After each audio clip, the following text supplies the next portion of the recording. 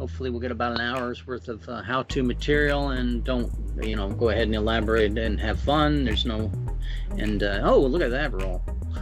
Yeah, too bad I'm only taking the left die because this is my trait roll. But that was a great roll. I don't have any idea why. Again, I see those 2 dice and go, wow, that's amazing. I have a little desktop here, Conrad's Fantasy Desktop, which pretty much represents the way we played. We used to take a couple of cards, and those couple of cards would represent whether we're taking advantage or responsive in the action. And I have some figures on the board to represent each of us. And even though I am playing what would be classically called a magic user in Dungeons & Dragons term, you note that 2-handed sword in my hand. Yeah, I'd be carrying that. There's no reason why I wouldn't be wearing armor. And the fact that Tony's character has a bow, it doesn't mean that he needs to have the archer skill. And the fact that I haven't put any armor on Mike's character does not mean that he is a thievish character in any way, nor does it mean that he is handicapped in any way by his lack of armor. There was always the idea that when you play a freestyle game, you're playing the character, you're never playing the equipment he's carrying. In very odd cases does that become important. But if you guys are ready, we're just going to fight a little mock battle here like we always used to do. And the first thing that we would decide between us would be whether or not we're going advantage or responsive, and we put the right card up. I'm going to go ahead and go ahead and just stack that and say I'm going to go as my little magic using character here / learned man. I'm going to go responsive. I'm not going to start attacking in the first round. And I see that Tony wants to go responsive. He's probably playing a fighterish character. Why did you go responsive, Tony? Just let us know. So I can prepare myself for next round. I can berserk and I can quick blows. Correct. So I can be an effective fighter for the next round. You don't have to take just one action when you're playing in freestyle. As you take more actions, they become more difficult to do in tandem. But it certainly. And Mike, are you going to stick with that red card and start us off with an advantage action here? No, actually, I'm still choosing my last skill, but I'm going to go responsive as well. Okay, I will just go ahead and move that to the forefront there then for you. And so we have 3 responsive actions, which means the monsters fight first. And then if I go to my handout here, I believe if I share this, it's going to pop up all over our screens. And there it is, which is nice. And so there's a creature attack table in the game, and what that does is it essentially says I've got a guy, I have a goblin and I have a gnoll. That goblin probably, or an orc and a gnoll, I probably have a basic attack and an ordinary attack. So I would roll 2 dice as the referee, and I would roll the goblin is going to attack, and I could either roll a single die and say it attacks Tony's character, or I could just go ahead and just see first if he even hits at all. So 2 dice and I rolled a 7. A 7 for a basic attack is an outright miss, 9 or less. And the I do gnoll, have a defensive modifier of 1, by the way. Terrific, because you're energetic, I guess. And that the defensive modifier and multiple rolls, that's in the advanced version. And which is hard to say in a game that only has a few pages that there is actually an advanced version. But yes, it makes Tony's character harder to hit. In fact, we'll let the gnoll hit him -1 for that. And I rolled a 10 -1 on an ordinary roll, and I still hit. I gave him a good old-fashioned bruise cut. Now, we used to use poker chips for that, but I'm going to go ahead and use these little coins just to represent the wounds. And you'll see at the end that if Tony does not take any overflow wounds, that bruise cut is going to just be erased at the end of the battle. All right, and now we go into our actions and the responsive. Tony, what would you like to do? I am going to, you know what, I'm going to keep this simple. I'm just going to berserk this round. So okay. I will gain a +1, and then I will be immune to pain effects. Very good. So go ahead and give us a 2-die roll, and what is the difficulty of a berserk action? It is a simple roll. Simple roll. So, a 9. And I have succeeded at a 9. And you can see I popped up on the screen, this is the back cover of the game. It lists examples. Everything really in the game is an example of play. Freestyle is very big on elaborating what you're doing. But you have made your 9 and you are berserk. And Mike, what would you like to do in your responsive action here? So my character is a street urchin, and I don't actually have any physical and combat skills. I started with 2 practiced and patient and 2 gifted. But one of my practice and patience is plans and strategy. So I want to apply my plans and strategy to give Tony, to direct Tony to where he can do the most damage and give him like a +2 on his attacks next round. I won't give you +2 with that unless you're going to try to make a tasking roll, which is going to be extremely difficult. I'll give you a +1 if you make an ordinary roll, or what would it be? It would be a simple roll in this case. Or would I be better applying that, or since Tony's got a +1 from his berserk, am I better trying to give you a +1? No, because I don't have a warrior sidearm either. So in essence, what you're going to be doing is you would be, and I popped up a task resolution table, which is pretty generic to most of our games. That simple roll of a 9 to give Tony a +1 is probably going to be really good, because later on he'll quick blow and probably bring down our null. But for me to get a +1, I'm going to be taking an action, Mike, as tasking, because I don't have warrior sidearms. So instead of making a simple roll, it goes up by 2 degrees to tasking. But go ahead and see if you can make that roll of simple 9 or better and give Tony a +1 to his dice. Yeah. And you did. Perfect. And then, as I said, I do not have any combat skills either. I could use magic right now in this battle, but I don't need to at the moment. I will just go ahead and see if I can roll 2 dice on a tasking roll to swing with that 2-handed sword that I'm carrying around, that heirloom item from way back when. Now, I rolled a 10 on tasking, so I had a mixed result. Now I can look over at my my examples of combat, my combat actions, and I can look at warrior sidearm. And warrior sidearm says a bruised cut in either phase, and also on a mixed result, a bruised cut in either phase. So even though I'm a character that doesn't seem to have any combat ability, I just did a good old-fashioned bruised cut on. Let's make that goblin get hurt. How about that? Everyone agree? Yeah, sure. Yeah. Okay, and then we would go right back into the next phase of combat. Tony, go ahead and everyone show the cards. I would still work defensive, because in case anyone gets responsive phase, because if anyone takes a wound, maybe as a magic using player with 2 magic points, I could heal them. Since I want to prepare my quick blows for the next action, that is a responsive only action, so I will continue to be responsive. Sounds great. And Mike, you're continuing in a responsive action? Yeah. Okay. Just for sake of the argument, then, let me switch over to this, and I will go ahead and conjure fire. Now, I'll conjure fire on that knoll. Now, conjuring fire would break the rules of magic, so what we would do is go into a section of the game where we're going to essentially destroy the universe. And this may end up, if I rolled extremely poorly, into a very, very short game. But I'm looking in the rule set. I need to go through a lot of them. I'm actually in the wrong rule set. That would help if I got in the right one. I was in the designing scenarios rule set. And I'm going to look at a effect dimension. Now, relocate force. Now, there's all sorts of examples of this. All I really want to find is the laws of the universe here. And under the system, here they are. Law number is, I'm looking at all planes of existence. No, here it is. Law 2. Everything has a fixed identity. So air, earth, water, and fire. So I'm going to take this guy's beard, and instead of making it a fixed identity, I'm going to turn it into fire. So I'm going to take the Knoll's beard and turn it to fire. It's a violation of Law 2. Now I'm going to basically try to deliver either on a simple roll, an ordinary, a bruise cut, or on a difficult roll, which is what I'll attempt. I'll attempt a bleeder injury, so he'll spend the rest of the phase here trying to put his beard out on fire. A difficult roll is an 11. Let's see if I can roll 2 dice for 11. And I rolled a 15. Boy, have you ever seen me roll that good? Probably Good not roll. in a long time. It is a good roll. So that man's beard is on fire, and so he took a bleeder injury. Now, he can only take 2 bleeder injuries, and then that third one overflows and creates that vicious wound before he dies. And that is it for my actions. If I get injured now by these 2 monsters rolling their ordinary attack for an 11, and grabbing my table again to find out, and an ordinary attack of 11 delivers a bruised cut. Let's say he delivered a bruised cut back on me for that disgrace of going ahead and lighting his friend's beard on fire. And then the ordinary basic for the goblin orc, and ordinary roll. Here's my ordinary roll as a referee. A 6. I missed with the null. This is part of the reason why I moved to more of an event-driven game, because the referee, like in most games, does way too much for my taste. But we're going to go on to responsive round. And Tony, what would you like to do in your responsive round?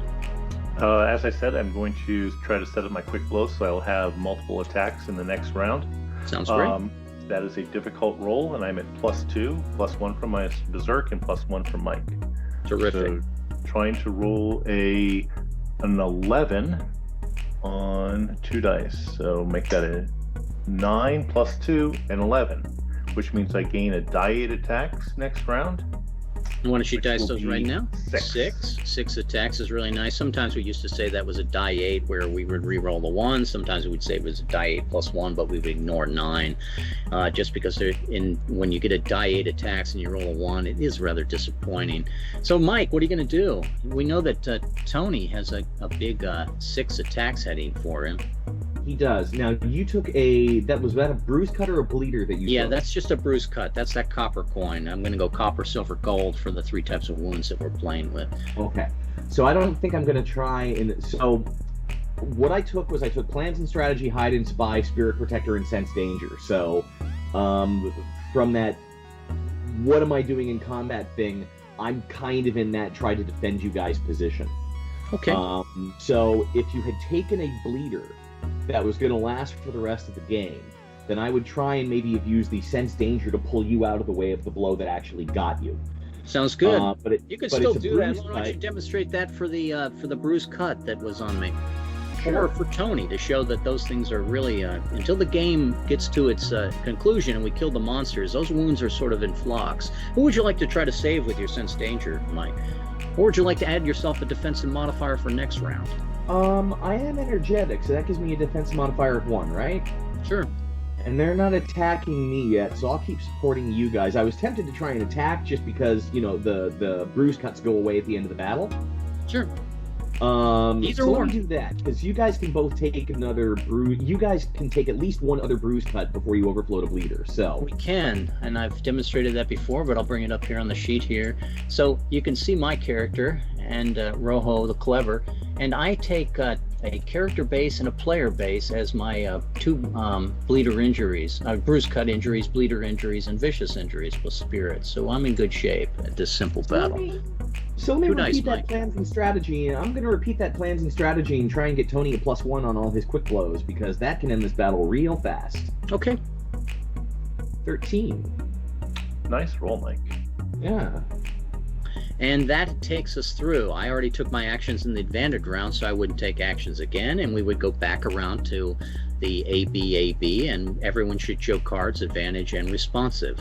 Mike is probably going to stay in the responsive since he's more of a healer, and I'll do the same. Well, maybe I'll play a little mop-up here. But Tony, let me see what you can do with that quick blows here. Okay, well, so it's the quick blows, which is a simple roll. Or I'm sorry, I'm going to use that for my warrior sidearm, which is a simple roll. So I'm looking for a 9. I'm +1 for my Berserk still, and still +1 for Mike's strategy. So I am looking for 7s to deliver a.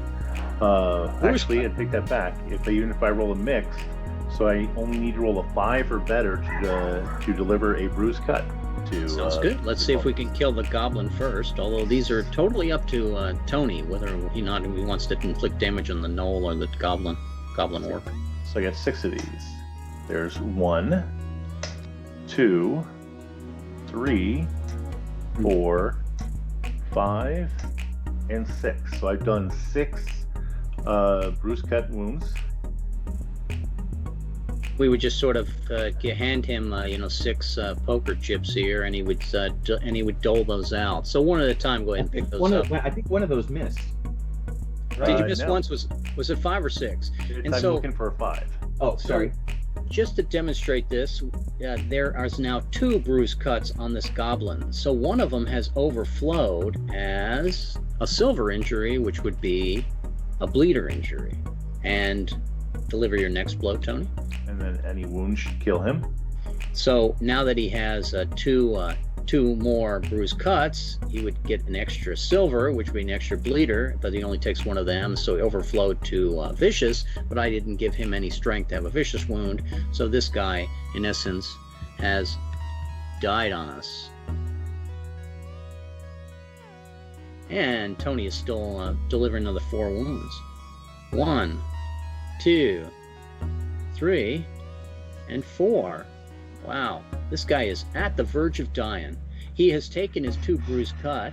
He overflowed and created another bleeder injury, if I can highlight it here. And he has overflowed his bleeders and created a vicious wound to himself. And yet he's still alive. He is almost like a player character with his 2-2-1. I'm a 2-2-2 in essence. I can take 2 bruised cuts, 2 bleeders, and 2 vicious. Now Mike and I get to go. Mike, can you polish this guy's off with something? I think I can. I'm taking a quick look in the rule set. What does that do? Oh, that's take back last. Mike, are you actually changing the? Are you, Mike? I'm sorry. Are you changing your action to go in advantage versus responsive? Oh, I should attack him back. Thank you, Tony. Point of order. Tony is saying he should go ahead and let that gnoll hit him back. I agree. Tony should also, hit back. I'm also in responsive, so. But Red, you went advantage again, so you actually could go advantage and finish him off before. It's interesting that it's showing that I'm still going advantage again, even though let me straighten that. I'm actually going responsive as well, Tony. Let me roll my 2 dice for my gnoll here and see what he does back. He rolled an 8. An 8 for an ordinary thing. He delivers another bruised cut. I'm going to go ahead and put one on Mike to be fair. 1. No, I'll double up. I'll double up and go ahead and hit my guy for a second bruised cut, just to demonstrate that I'm not there yet, that I'm panicking. And now, Mike, we enter the round. What would you like to do, sir? For a responsive round, that last guy will probably die with 1 more hit. So I'm going to go ahead and see if I can come in with a... what is the... Well, if you can do a warrior sidearm on tasking, and if you rolled mixed or success, you're going to take him down.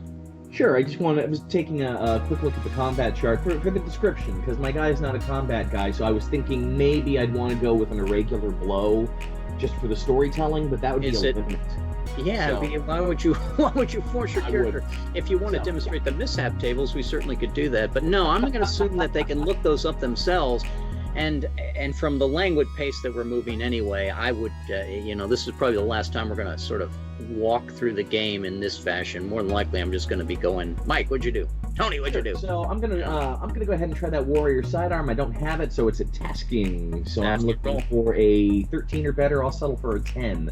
A 5. That is a mishap. Let's explore the mishap tables. All right. Now a mishap on warrior sidearm, and I can bring up the combat actions here, is going to be the fact that he has outwardly missed. And actually, it just counts as a miss. There is no sort of dropping of weapon or injuring himself. So the warrior sidearm is a pretty safe bet to go ahead and roll. Let's see if I can make a warrior sidearm. A 3, I also have just outright missed. But we're going to go back into our next phase here, and we're going to I'm going to try to take a second chance at killing this thing since it's only 1 wound. And I'm going to go advantage, and Tony's going to go advantage to try to kill this thing with his bonus of +2, and Mike is going to stay in reserve in case I overflow, I guess. Sounds like good strategy. Go ahead and roll, Tony, for the credit of the kill.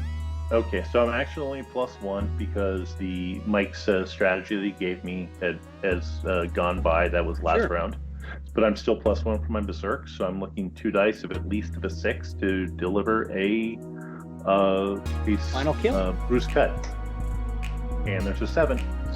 And so we would take that gnoll, and we would graphically turn him on his side, and then we would clear the clutter from the game. Now, after the battle concludes, sometimes as a referee, I would allow 1 round of healing so that people could apply magic or skills. But in this case, it's not necessary because bruise cuts are not permanent. Those just come off the characters after the battle. We do a little first aid, we move on, and that is the example of combat. So now that you've seen combat, now you've seen skills and in action, let's go into how we would flip a card and create a mission for ourselves. I'm going to go into the designing book here. And I'm going to use a tarot deck. I'll pull one into the game here. And I'm just going to flip some cards. Not sure we need that anymore. I'll close it. And the first card I'm going to flip is going to be an 8 of rods. So on my best my best character voice, I would go down to the 8 of rods and say that we are approached by, looking it up now, we are approached with my best character note, a letter, note, or messenger. Someone seeks to meet with the players, but not at their present location. The note may specify some details. So we are told in the inn that we are in, and as we leave, we have to burn it down, of course. It seems like to be a hallmark of fantasy play. But before we burn the inn down, we have received a letter, and that letter says that go to the neighboring town and there conduct a mission for someone who is unknown to us at the time. And what does he want us to do? 7 of rods. So again, I'm just going right through the mission generation pamphlet here on the fly. That 7 of rods is we're going to burglarize a place, but it's upside down. So it's going to be, we're going to burglarize a barracks or an armory. Well, we're going to call it, because I have these characters here and I want to use them again, is I'm going to say that we're going to burglarize an armory that's occupied by 4 goblin orcs. So one day in the future, we're going to fight those 4 goblin orcs. I just put them on the board here so that I can remember them. I should probably just put them off to the side because we may fight something else before we get to those goblin orcs. So we're going to hunker down the road. Now I could flip a main rival to this quest. I could flip some twists to this quest. Should we add a twist, Tony? Sure.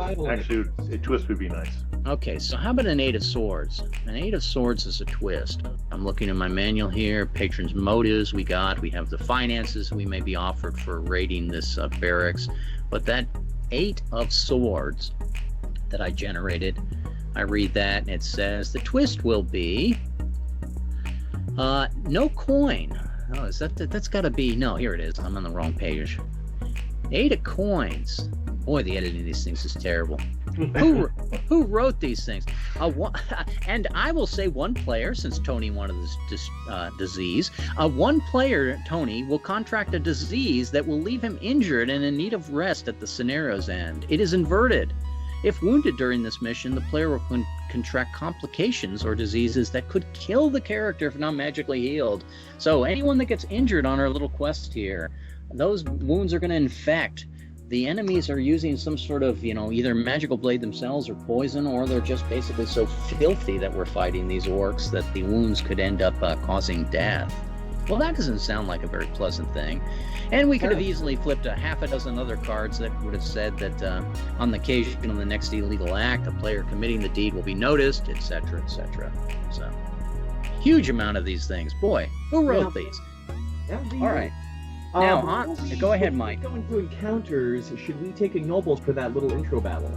Very good. Thank you, Mike. It's the one thing I always forget because most of the time I'm roughing and don't think about character advancement.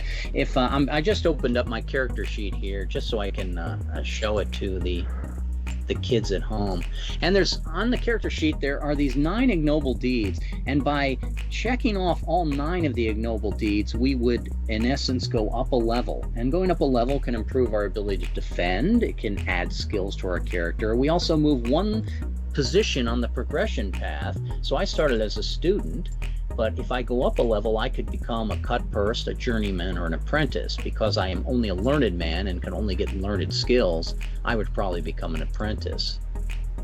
But let's check something here, Mike. Which one do you suggest we check for receiving the letter and starting an adventure? Which of our... I did want to go back to that battle, although I guess with the battle ignoble in Conrad's fantasy says more military engagements and strategies. So that's not necessarily just a little... No, that would work. Okay. Though that's an easy one. I was going to ask for exercising prudence for establishing myself as a defensive guy, and that in combat what I'm going to be is the guy who gets you out of the way. Sounds good, and I will just check off the same on my character sheet as an example. So I made a little X there, and once I make 8 more X's, we're going to go up a level. And now, and Mike could probably get a couple more ignobles out of this. In fact, we accepted a level. The fact that we're going to be on a mission that's going to cause disease. These are all things that would, if I look at the character sheet, these are all things that could be heroics or crafty deeds or whatever. But we're going to go ahead and just start flipping cards for encounters and demonstrating that. We're only going to do 1 phase, so if we can get through 1 phase in the next half an hour, we'll be very happy. If we can't, and we're just going to exercise our freestyle skills here. My guy is a poisoner. And I'm also very good with codes and maps. So I'm probably coming from the monastery here. I know very little about the world. I've played with a lot of powders and potions and such. And I have hooked up with Tony. And Tony, give us a second here and describe who your guy is. Sure, I am Trulkin the Mad. I'm a bit of a wild man with the weapons, and I'm just looking for adventure in the world. Perfect. And I obviously joined with him because I am inexperienced on the world, and this guy looks like he can teach me and keep me alive. And Mike, how did you join our little merry band of three? I am Jason the Mouse, and the street urchin. And how did I join up with the guy? I'm gonna say, you know what? I'm gonna go as so far as to say that I got rescued from my bad situation on the streets by Tony. And I'm kind of following him around out of gratitude, but I see that this big wild weapons man doesn't have the sense to hide when he needs to, and I have to help keep him out of trouble like he helped me. I'm gonna modify that as a referee just by one little thing. Instead of following this man, I think you're going to be more of the crafty guy that is going to maybe at first exploit the man, but over time, your companionship will grow. So I'm going to make you the leader. I believe in parties as having a spokesperson and a person on the one that's going to receive the brunt of the pain usually. So Mike, we're going to make you the leader. Tony, you have any problems with Mike being the leader? I'm fine with that. Yeah, and Tony, then we would go over to the Ignobles, and Tony could even check the Ignoble of leadership for deferring his leadership, or Mike could check the growth ignoble for leadership for leading the party. You know what? But let's not. We'll go check ahead, that Mike. growth ignoble also because since I just gave a character conception of being the guy who is grateful to Tony to save me, and now he's agreed to defer to me as the party leader on that one. That's definitely growth and leadership for my character, right? I think so as well, and I would award that. The referee is the one that controls the ignobles. But if you play with good enough characters, as long as they tell you that they're checking an ignoble for this reason, you tend to just give it. I as a referee tend to frown on somebody just secretly standing in the, playing in the group with his character sheet and checking his own ignobles without telling other people. Because part of the reason why you're checking ignobles is so that other players will hear what you're doing and feed off of it.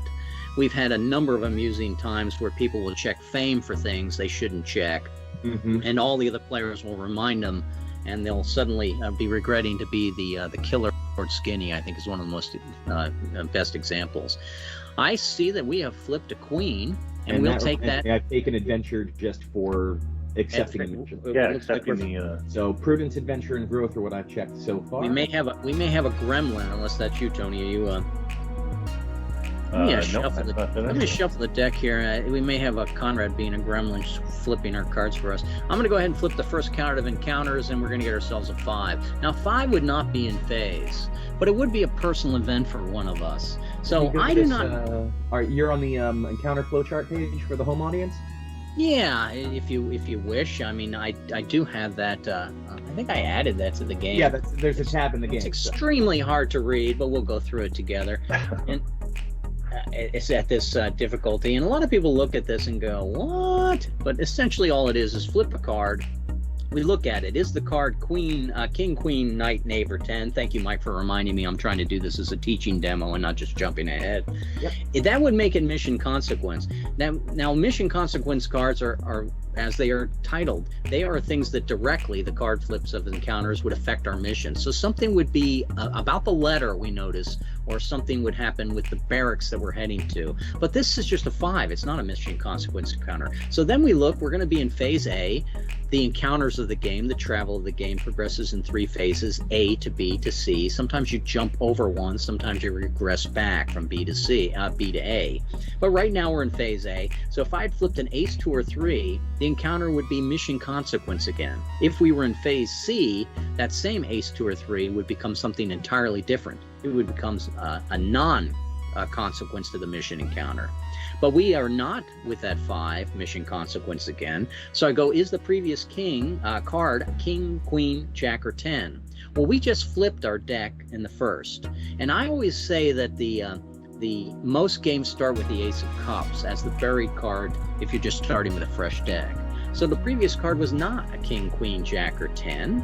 So that 5 is basically, we compare one rank to the other. Is there an ace followed by an ace here? There is not. It was a 5.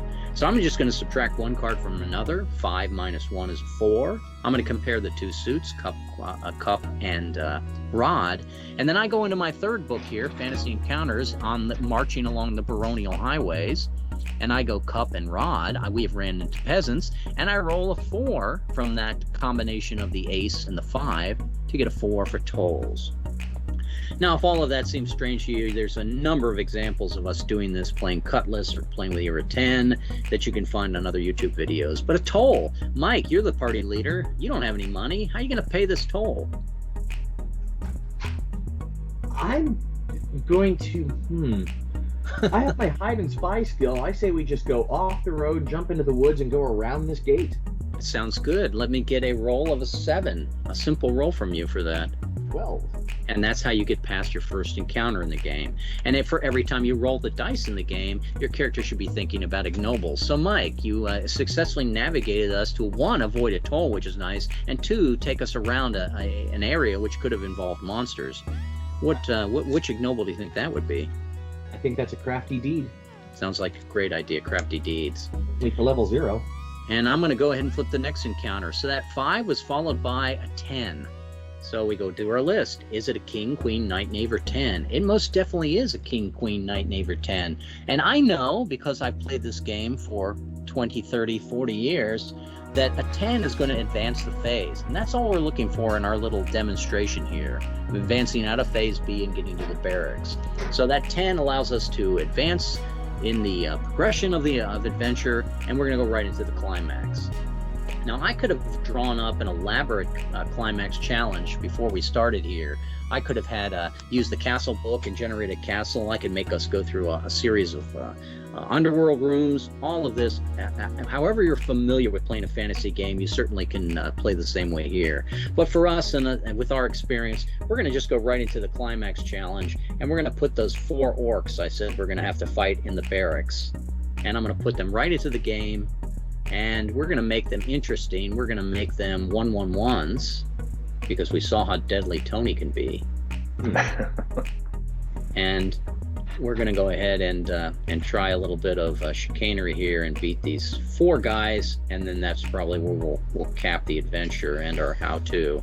So going back through battle again, the first thing we do is what, Mike? Declare advantage or responsive phase. Terrific. Yep, absolutely. So we're going to just show a card on our graphic display here so that nobody at a glance the referee can see. It looks like Tony's going to go first with his red card advantage. So Tony, what are you going to do with your character? I'm going to berserk because I realize I can berserk in the advantage phase. So if I do take any wounds, I will, I will be ignoring the pain. Sounds good. And the pain effects that Tony's talking about is if he took a bleeder, he could end up losing a round of action. In fact, those bruised cuts, he could end up with a small penalty to his combat. And finally, if he takes a vicious wound, he's knocked out from the pain unless he can ignore that pain effect. There are some traits like bold, I think, which ignore pain effects. Are any of our characters bold, by the way? I am bold. Okay, so Mike and Tony ignore the pain effects, but the berserk also gives him an advantage on his dice rolls. So go ahead, let's see if we can see that again, Tony, from you. An 8. It is a mixed roll since it's a simple roll. A mixed roll on Berserk says, ignore phase and stun of pain the rest of this battle. But you don't get the +1 advantage, so you might have to berserk next round. Oh, it's looking bad for the good guys. And here comes my 4 rolls of the monsters. And the monsters are going to come back, and I have that bruised cut table, and I rolled an 8, 10, an 11, and a 15. Ooh, that's some serious damage I'm deflicting back. I think Conrad would be happy with me on that. So we have a situation where I rolled that 8. That 8 as a basic roll misses. That 10 as a basic roll hit. So I got 1 coin I'm going to deliver. And if it was at me, it would miss because I do have a -1 defensive modifier. And we'll decide if that is a -1. And I think Mike might also have a -1 because he's energetic. Yes, and a 15. A 15 is going to be a good old-fashioned bleeder roll. And even if it was -1, it'd still be a bleeder roll. So someone is going to go boom, boom, hurt. So I'm going to have to just boom, boom, hurt Mike here as the leader. Because Mike is also ignoring pain effect. If I boom, boom, hurt myself... Well, wait a minute. I'm also... I hadn't calculated my defensive bonus yet, but I am energetic and clever. Okay, and what is that? Tony, are you clever? Tony, are you clever? I am. I'm energetic and clever, but at 0 level, it only gives us a -1 right now. I'm going to go all the way to the end of the rules here and verify these guys aren't cheating me. And it says level 0. If you are both energetic and clever, you have a -1 defensive bonus on my character rolls. So these guys are not cheating me from my memory. But Mike, I'm going to still give you that extra silver coin so I can demonstrate a little bit more of the magic in the game. And then I will go ahead and distribute a bruise cut. And Tony was saying he's -1 the dice roll, so he did not get hit by his. And now we go into our advantage, our responsive actions. Mike, what would you like to do? You are injured. You might want to avoid that. I do want to avoid that because that's actually a bleeder, right? Correct. So just to repeat for the home audience, if that were a bruise cut, I might go ahead and ignore that this round and trust that I can take another one because a bruise cut goes away. A bleeder's going to stay with me for the rest of the adventure, and in healing, you pretty much have to deal with it the round that you take the wound. Maybe the GM would, the ref would allow 1 round of healing at the end of the battle, but I definitely want to take care of that right now. Okay. And what I'm going to do is I have sense danger. So I'm just going to say that my sense danger actually let me sense that coming and step out of the way. I'm not going to try and remove that entirely because I think you'd give me a tasking for that. I think I'm just going to try and drop that to a bruise cut so that it'll go away at the end of the battle on its own. Let's try a simple roll for that to reduce that to a bruise cut. 11. And what application of skill or magic or trait? Sense danger. Sounds good. Yeah, So, and if I'd gone for the tasking, if I tried to dodge that entirely, I'd have failed. So that was the correct choice in retrospect. And you can also notice then in a freestyle game, the wounds can be very fluid. That bleeder, the referee may determine that can be canceled even further down the line, 1, 2, 3 rounds down the line, if as long as the play is enhanced by the action. It comes into mind, and I'm looking at all this, and I'm going to go, well, I'm going to have to do some sort of conjuration here, and I want to use my magic points for this.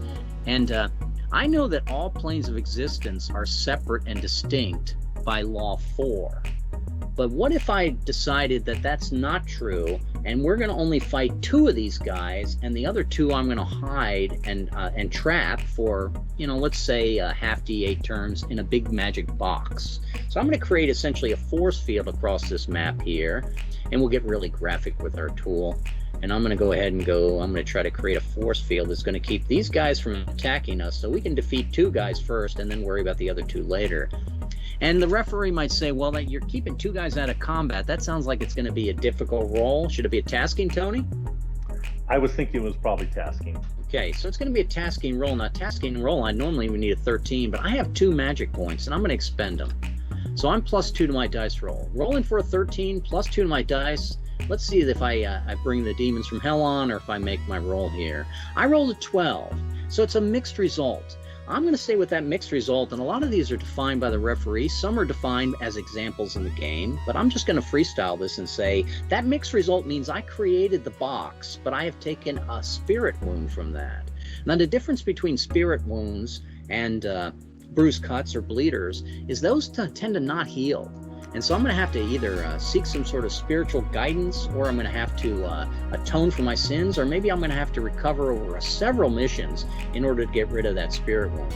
But since I'm not going to be playing this guy probably much longer, I basically say, well, that spirit wound probably is not going to bother me much. Look at that, I went crazy with my drawing tool. That's what happens when you give a kid a crayon.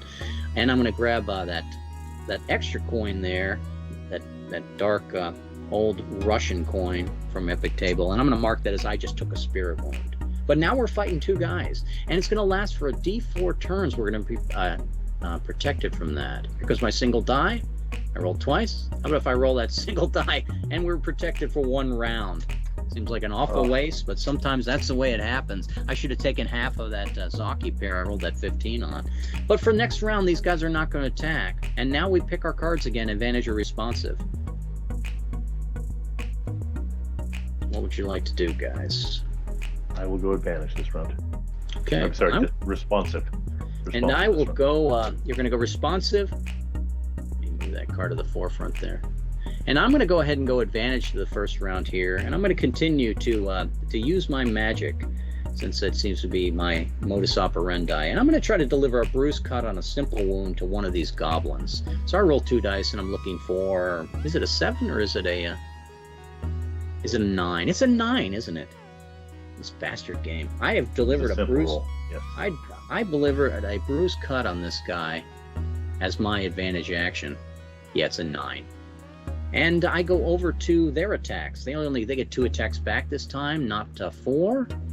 And here comes my first roll for one guy. He'll hit Tony at -1, and an 8 minus 1 is a 7. A 7 for his basic attack is a miss, and I'll hit at my guy. 2 dice is a 12, minus 1 is an 11. That's another bruise cut to me, but I still have not overflowed yet. And I go into your guys' action. What are you going to do in the responsive round, guys? I'm going to set up. I'm going to try to do 2 actions. I'm going to berserk again to see if I can actually get my +1. Sounds good. And then I'm going to try to do a quick blows to gain a multiple attacks in the next phase, in the next round. Okay. So starting off, we will go. Let me see here. So everything is going to be up by 1. So the berserk becomes a difficult roll. It's a 10. It is still the same.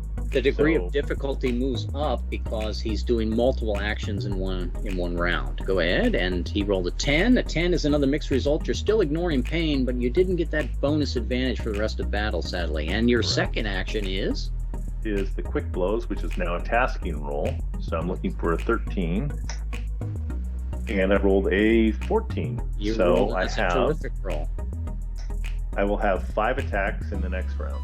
5 attacks in the next round is terrific. And so we go on to Mike. What would you like to do, sir?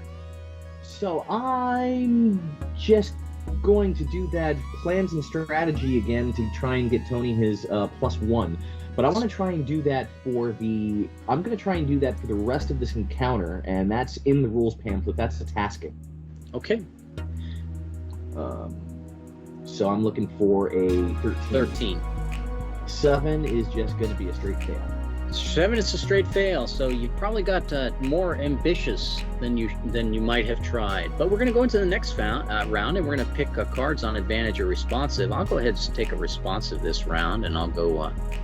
And Tony, are you going to go advantage? And I am. And Tony's going to go advantage. I'm going to give a little click on his card and move that to the forefront. And so Tony, you grab black. Yes, the red is the advantage, right? Yeah, the red is the advantage.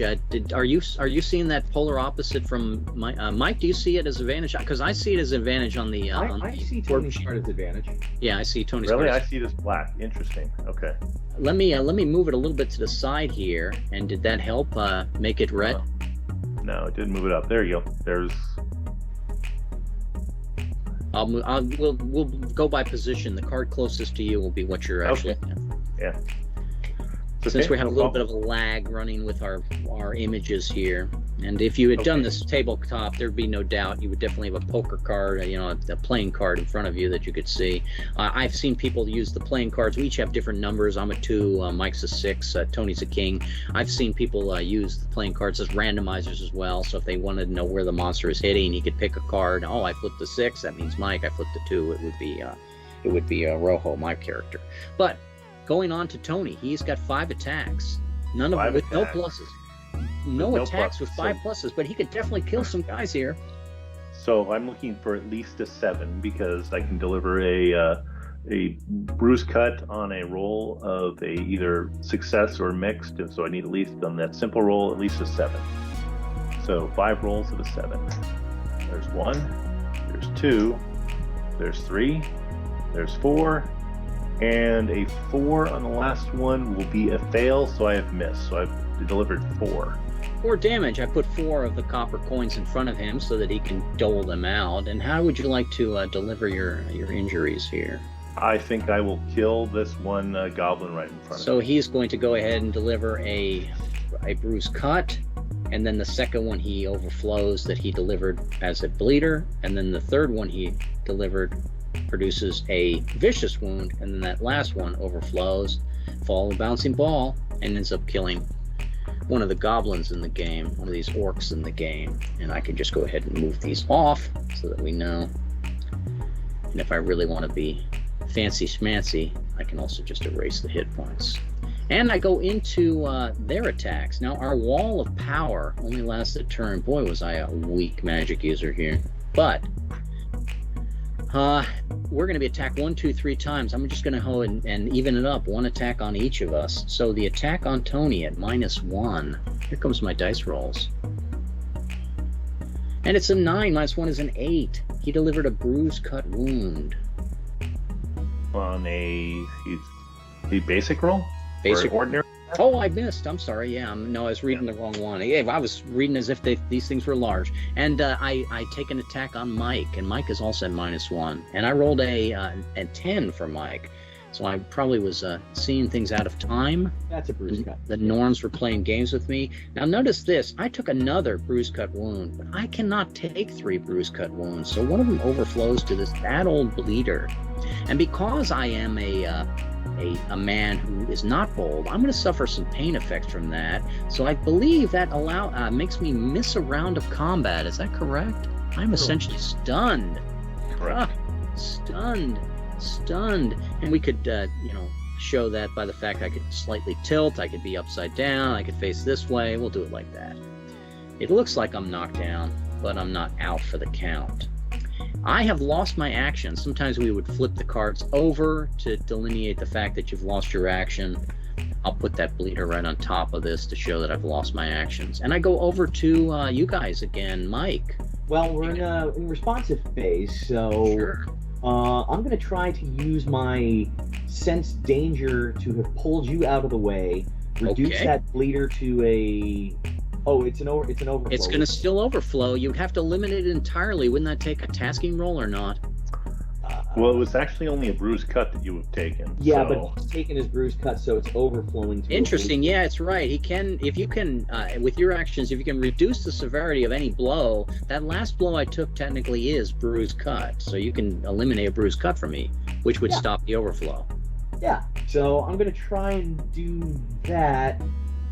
I'm going to try and do that on a difficult because I'm going to try and do 2 actions, and I'm going to try and see if I can just do a 1-round +1 to Tony. So Okay, so let's 2 try those difficult 2 rolls together. How about a difficult roll to see if you take that wound away from me and give me my actions back? Yep, looking for an 11. An 8. An 8 is a mixed. And what is the mixed result on that ability? Boy, on Sense Danger, a mix just says no danger present, but not where or what. So How about if you eliminate my wound, but unfortunately you lost your actions next round, Mike? That sounds fair. Okay. And then we'll go ahead and finish up to see if at least the plans and strategy. Got Yes, some of his bonus. please get that plans and strategy, and this is just to help Tony, right? Yeah, and that 12 is a success. So Okay, so Tony is at the +1 in his abilities now, which is nice. How do I rotate my token in Epic Table? If you hold the control key and hit any arrow, you can see it go Willy Wonka. Yeah, that'll show that I'm tapped. Yeah, that you got knocked down for the moment. So instead of me getting knocked down, you tried to save me, and of course, whenever you step in front of my blows, I say, "Yea, verily." Please do that again, sir, as a leader. And Tony is at +1. Let's show cards for advantage and responsive again, because we go through another phase. We still have 3 orcs that we're fighting here. I'm just going to be reckless and go first again. I will go in the responsive phase to set up again Okay. for attacks for the next round. Now for my attack, I'm just going to use my big sword again, and that's going to be a warrior sidearm, and it's going to be a tasking roll to hit, but I'm going to coat mine with poison. I'm going to use that poison ability that I have. So I'm going to deliver bleeder damage if I can make a roll of that tasking roll. So let me get my 2 dice here. And I rolled an 11. Now 11 will be a mixed result, but I still do a wound with a mixed result on warrior sidearm. So I did a bleeder damage to 1 man. How about if we continue to pound on the same guys who are injured? That's probably a good strategy. And then they come back to hit us. They have 1, 2, 3 guys. And I could, as a referee, say, well, this guy's pretty badly injured. I'll make him -1 to the dice. Sure, we're all level 0. Let's have that advantage. So I'm going to try to hit Tony with a damaged guy. He's -1 for his defensive modifier and -1 because the enemy is damaged. But I rolled an 11. And that 11 still will bring over a possible bruise, cut, wound him. And then I fight back on Mike, who's down. And I rolled a... Mike still gets his defensive modifier. He's down, but he's not out. I rolled a 10, so Mike looks like he's going to be in that overflow category unless he has a few secrets I don't know. And then my guy gets whacked again. Those were great rolls from those Orks. So the Orks are trying to put us down for the count, I think, here. And let's go over to Mike. Do you have 3? Are you able to take 3 bruise cut wounds? No, I'm a 2-2-2, so that's a bleeder. 2-2-2. Mike as well is overflow to a bleeder, but Mike is bold, so he would not be knocked out from his injury like I am, but he was knocked out from his failed roll last time. And Tony, what are you going to do, sir, with your my responsive action? Well, I am at +1, so I'm going to try to quick blows, so that I will have a number of blows in the next round. Sounds good. I've succeeded. It's a difficult roll, so with Mike's +1 gives me an 11. It was an 11 in order to get that and the D8 attacks you'll get next round? 6 more attacks. 6. Well, that's probably going to help us a great deal. And then we have already done our actions, both in advantage and responsive, and we have the monsters have attacks. So now we go into our actions. Mike is back up. He can choose a card advantage as responsive. I lose my actions this round because I took that bleeder injury, and I am affected by pain effects. I should probably be in the back and not so far up front, but what do I know with my 2-handed sword? And Tony, you are taking your advantage actions? Now, go if ahead Red and was still up, I would try and go advantage and ask if I could go first, and then I would try and get Tony a +1 using plans and strategy. But since Red is down, I'm going to stay responsive. Sounds good. Wise choice. But just to note All right. that necessarily the action order doesn't have to stay rigid around the table in a freestyle, that a player can be like, let me jump ahead of Tony to get him the bonus, right? Of course. In fact, it could even just elaborate the fact of how you did that. I'm going to step in front as a leader and tell them I noticed that from the look in the middle goblin's eyes or middle orc's eyes and the twitch of his ears from experience, that I know that guy is going to try to swing low with his weapon, etc., etc. We're going to go on and we're going to have Tony roll that 6 attacks and see if he can maybe have the odds here a little bit for us. Okay. I am making 6 simple attacks, so Okay. Because it's warrior sidearm, I'm only going to need a 7 to succeed in this to deliver a wound. So 6 rolls of a 7. There's 1, there's 2, miss, 3, 4, and 5. So I've missed 1. And I put 5 coins in front of him and he can dole those out. So Okay. So I'm going to kill this guy. Okay, so 2 wounds. The first one would overflow and create that injury that would end up killing him. And then I'm he's going going to to put this guy 1 away from one death. away from death. So he put that first one on him and then puts that second bleeder injury and then puts that third. And Tony could have also just divvied out the wounds if he'd wanted. There may not be much strategy, if any of that, except for the fact that they would become -1 on their dice roll against us as they take that bleeder. But my guess is that's probably the better way to handle this, is eliminating opponents. Always makes sense in the game rather than letting them linger. And I have lost my actions, but 2 guys are going to fight back. I'm going to have this guy hit Mike again since he sees pain, and I'm going to roll 2 dice and -2. And I rolled a 4, -2 is a 2. You could give mishaps to the enemy, but it's probably not.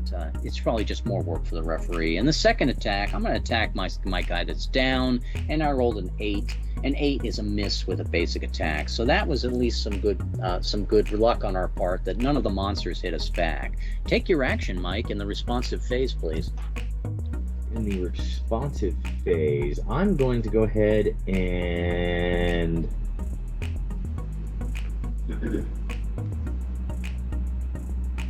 I don't want to. Yeah, it's boring at this point, but I just want plans and strategy. No, Tony's not. I would swing your warrior sword. Yeah, swing a warrior sword. Kill that last guy. Kill that last dude. What you said. But it's entirely up to you. Why don't you pick one of your oddball characters, Mike, and demonstrate what might happen. Just to grab one out of the air. What is the skill that you have that you would think normally would not apply in combat? Let's see. Plans and strategy, hide and spy, spirit protector, sense danger. So the spirit protector is How about spirit protector? Okay, so describe to me in freestyle fashion how this spirit protector could maybe immobilize the uninjured orc. It's interesting that you do that, because I would not have necessarily thought of the spirit protector as immobilizing an orc. I would have used that to try and give myself a greater defensive bonus. You may do that as well. How about what does the spirit protector do to give you a greater defensive bonus then? I always figured that the spirit protector kind of synergized with the sense danger. That's kind of what I was thinking when I took those two skills together, that the spirit protector reinforces that not only can I sense danger, but that it's supernaturally guided, so that the spirit protector comes in and kind of ramps my senses up to 11. It boosts my hearing, boosts my sight, so that I can see and react better. So in terms of magic in the game, are you going to try to break a law 1 on forcing, changing the flows of forces, a law 2, which changes the elements of nature, a roll 3, which changes the spirits of people and their motivations, a law 4, which violates the planes of existence, as I demonstrated once before, a law 5, which makes the mind controlled by his own spirit, but in this case, controlling the mind of the orc with your own spirit? Or would you want to go into law 6, which are things that are understood should be understood, things that are not capable of being understood should never be understood. Breaking that law is essentially a catch-all that I understand exactly what this guy is going to do to hit me next round, even though I shouldn't, and I can avoid it. How would your spirit protector? We'll go with a law 5. It's actually clouding the minds of the attacking orcs. Give me a simple roll, Mike. 2. That is a mishap.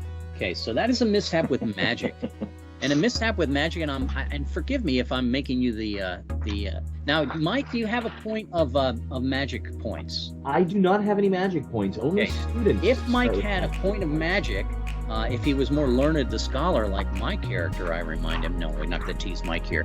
That major mishap can be canceled with an application of magic points. But since Mike has no magic points, he has to roll on the magic mishap table related to Law 5. So we go to Law 5, and we go, Mike, would you please give me a die 8 roll on Law 5? So I only set up a 2 die 8 roll, so use the die on the left. Would you like me to do? No, we'll just take that. Well, I mean, it's 7/7. That's 7. How about if we just take a 7 there? And a 7 says the violation spills and disrupts a second natural law. Roll again on this table, but also roll on another law. So let's have a roll 5 and a roll 4 violation. Give me the roll 4 violation first, Mike. First die of the pair. On the left. A 6. A 6. And just to save time, we'll make the 4 the other. 4 for the other one. Yeah. 6. So many gates and paths are torn and knotted in this place. It has become a dimensional crossroad. It is unfit for creatures of this world to live. Well, we were supposed to destroy this barracks, and I guess Mike has done it single-handedly by essentially he's opened some sort of portal. Long exposure in this place will be lethal. Being in the area delivers bleeder injuries to all. So Mike essentially, whether he wanted to or not, has, by his mishap, delivered some bleeder injuries to us. That's always terrible. So let's go ahead and divvy out some bleeders. But in a way, Mike would later on say this is what he planned, because he also killed the man in front of him with that overflow bleeder. Nice job, Mike. And he injured the other orc in the field. But we're still rolling for that 4 on the other mishap, and that other mishap is all creatures in this area are attacked. Each grabs its head squints its eyes, clenches his teeth, and collapses to his knees. Each seemed locked in a mortal combat with some hidden nemesis. Boy, you brought some fierce things into this But world. you know, that tied very nicely into it being the spirit protector. That's right. The Spirit Protector obviously came forward as an eye of the invincible army, or I think D&D also has a spell where you can create a dozen heroes to fight for you. Right? Isn't there a jug or a horn that does that, Tony? He may be muted. He's pondering, the throes of D&D. Sorry, I was muted. Yes, it's the Horn of Valhalla. The Horn of Valhalla. So in essence, if you want to put this in a rooted to something that your players might understand if they're not familiar with freestyle play, Mike has essentially conjured the equivalent of the Horn of Valhalla and has come into the area, and the results will be players should leave this area or continue to grapple with phantasms, and each creature is attacked and must roll a 7 or better on 2d8 to survive, and if desired, the event is prevented by expending 3 points of magic. Well, we don't have 3 points of magic, but that final creature, I need to roll a 7 or better, or he is killed by the men that Mike has summoned with his mishap. So Mike might not have intended all this to happen, but through the twisted ways of magic, that guy as well was killed. Nice job, Mike. That is the best use of a mishap I've ever seen. I don't think it gets any better than that. Any closing thoughts from anyone, Tony, on Conrad's Fantasy? You like the game, correct? Yes, absolutely. I would just wonder, are we affected by and also having to roll that 7 or? It said creatures in the game, and I'm going to be quite literal with that. And it sounds like that we just lucked out. Now there probably was some other things we'd have to worry about. Didn't we have the fact that wounds were going to fester? So my guy might actually be dead from this battle. Mike has really gotten injured as well. So, but from the actual mishap that resulted, no. I'm just going to give us a fly here. We've been talking for an hour, which is nice, and I'll probably stop the video soon. But Mike, any final thoughts on the gameplay here? When is the last time you played Barony, Mike? Ooh, probably the last con where it was, what was that, Duquesne? Right, we had a series of Duquesne scenarios going on. Right, I have to remember that. God, that's got to be 7 years or more. So it's been a while ago. Hey, I had fun. I mean, I've always really liked Conrad's Fantasy. I think, in general, I think the Ignobles is the coolest character advancement system anyone's ever designed. I would agree with you. Because it's the only thing I can think of where you can actually take an Ignoble for something like, I'm never going to drink wine again, or I don't like that guy's character, and you actually get experience from that. It's not just kill and loot. Yeah, you could have an ignoble for a character that says, "I will never swing a sword again," and something that would cripple you as a character in most games could be completely playable in freestyle. If you hadn't taken the student, I was going to take the student because I really like the freeform roll your own nature of the magic system in Barony. For the home audience, I'll just put it this way. Red and Tony already know this. I like Conrad's Fantasy so much that my own fantasy rule system basically... Give yourself a little sales pitch there, Mike. What's it called?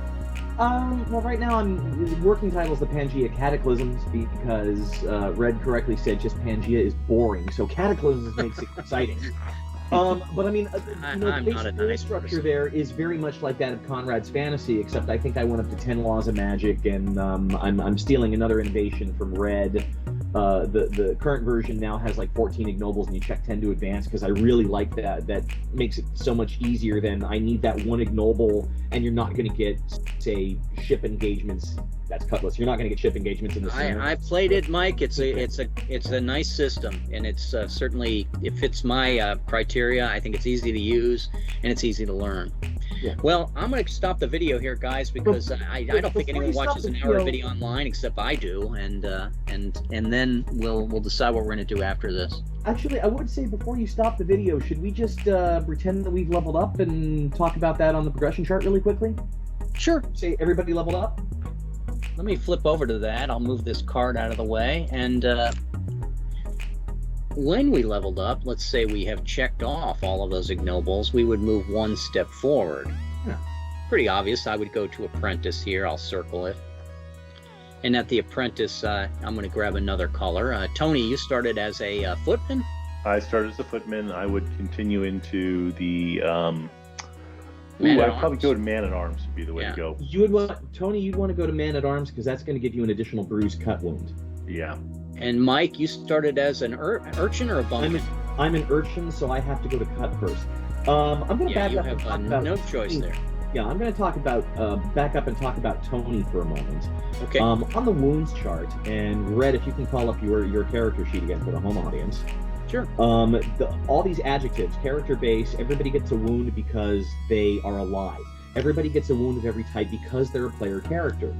And then the other wounds under that are tied to traits or titles on the progression chart. So I'm a 2/2/2 because I'm base player, base player, base player, and then my spirit wounds I have 4 because I'm a character, I'm a player, I'm energetic, and I'm bold. I'm not rugged. Tony, I think you're rugged, right? So you're a 3/3/3? Yeah, I'm a 3/3/3. And then by Tony moving from a footman to a man-at-arms, he picks up another bruised cut wound. His skills as a man-at-arms gives him that ability to take that one extra little blow. And then Tony gets 4 PS skills, so I don't know. So, Red, I'll let you talk about +1s, right? +1 to +4 on the skills, because now You read my mind, because I'm going to take a +1. I picked up another learned skill. So on my advancement here, if I can get my mouse back, I'm going to take +1 on my codes and maps, but I also picked up another 2 points of magic, which is really nice. I'm on my way to becoming a first-class magic user here. So I would have 4 of those. And I'll move up the chart just a little bit so that can be seen. And so I went to 4 magic points and to +1 on my dice roll. So now whenever I use a codes and map, I'm +1. Tony could take his 4 improvements of physical and add +4 to every time he makes a quick blows, if he wanted to, or he could divide it up, or he could take 4 or 5, or I should say 4 individual skills and add them to his character sheet. And Mike, where were you going to take your character? You picked up. So I took I get 1 gifted, 1 practiced and patient, and 2 physical combat skills. So what I did is I boosted my spirit protector in my plans and strategy because I used them. You know, my spirit protector summoned the mighty demon army, so I figure I got better with that, even though it was a mishap. Same with the plans and strategy, and then because for physical and combat skills, I took warrior sidearm because I've learned how to stabby, and I also took battle hard because I'm already bold and I got hit so many times. Yes, we did get hit, but in a way, you will get hit a lot in this game, and some of the players need to be the type that will grab and pull you out of those blows. Especially when we played a Battleborn, we would need to have people that were solely in the DOC and command positions to do damage control. Yeah. So I took so again, battle hard, figuring that now I've learned how to take a hit from experience. All right, we're going to give our final word to our VP of Marketing, Tony. I would say this is it's a great game. We don't play it enough. I haven't probably played this in 4 years. I played with some other friends where I ran it for them. They enjoyed it, so it's a fun time. But yeah, it's an easy one. It tends to be very creative and a lot of storytelling. So it's a lot more than just, hey, I roll a die and swing my sword. Okay, thank you again for listening, and we'll make more videos as people ask for them. Bye-bye.